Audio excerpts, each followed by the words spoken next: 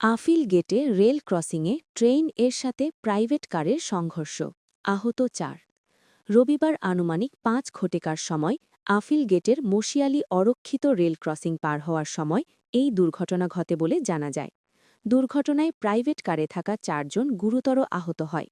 এলাকাবাসী জানান, স্থানীয় সি&বি মাঠে খেলা করে ফেরার পথে অসাবধানতাবশত রেল ক্রসিং পার হওয়ার সময় ঢাকা থেকে আসা সুন্দরবন এক্সপ্রেস ট্রেনের সাথে এই সংঘর্ষ সংঘটিত হয়। সংঘর্ষে প্রাইভেট কারটি আনুমানিক ৭০ ফিট দূরে গিয়ে পড়ে ও দুমড়ে মুচড়ে যায়। খানজাহান আলী থানার ভারপ্রাপ্ত কর্মকর্তা ও এসি উত্তর ঘটনাস্থল পরিদর্শন করেন। এলাকাবাসী এই অরক্ষিত রেল ক্রসিংটির সুরক্ষা ও চলাচলরত পথচারীদের নিরাপত্তা নিশ্চিত করার জন্য এখানে একটি রেল গেটের দাবি জানায়। একটি ট্রেন আসছিল, বোধহয় ঢাকাগামী ট্রেন। তখন ওই মুহূর্তে একটি প্রাইভেট কার আসছিল, আসলে প্রাইভেট কারটা উঠে দিলে সেই ট্রেনটায় মেরে দিলে তখন আমরা স্থায়ী জনগণ এখানে বসা ছিলাম। বসা থেকে লোকজনকে আমরা তাদেরকে উদ্ধার করে হাসপাতালে ফাটাই। কিভাবে উদ্ধার করলেন আপনারা? এইটা আছে, আমরা ওই প্রাইভেট কারের ওই যে আপনার গেটমেট ভাঙে ছিল, পাবলিক থেকে আমরা তার উদ্ধার করে হাসপাতালে ফাটাই।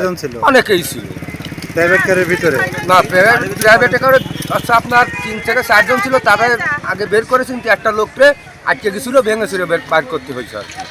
আর এখানে আসছে আপনার মূলত কথা হচ্ছে যে এইখানে আমাদের এখানে কোনো গেটম্যান মানে কোনো ব্যবস্থা নাই, সুরক্ষা ব্যবস্থা নাই। সরকারের কাছে আমরা একটা দাবি জানাই যে এখানে যদি একটা গেটম্যান দেয় অনেকের একটু নিরাপত্তার ব্যবস্থা হবে।